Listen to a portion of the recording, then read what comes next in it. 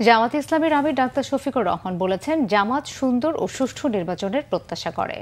শহীদের রক্তের অমর্যাদা হয় এমন নির্বাচন দেখতে চায় না দলটি। দুপুরে মৌলভীবাজারের কুলাউড়া পৌরসভা মিলনায়তনে পেশাজীবীদের সাথে মতবিনিময় সভায় তিনি এসব কথা বলেন। তিনি বলেন, নির্বাচনে কোনো দেশের হস্তক্ষেপ কাম্য নয়। কেউ নির্বাচনকে প্রশ্নবিদ্ধ করার চেষ্টা করবেন না, তাহলে শহীদদের প্রতি ইমানদারি রক্ষা হবে না। ডাক্তার শফিকুর রহমান আরও বলেন, জামাত প্রতিহিংসা মুক্ত সমাজ দেখতে চায়। অতীতে যে যা করেছে তার কিছু পাওনা তারা পেয়েছে, আরও পাবে এবং আখিরাতেও পাবে বলে তিনি মন্তব্য করেন। আমরা আশা করব যে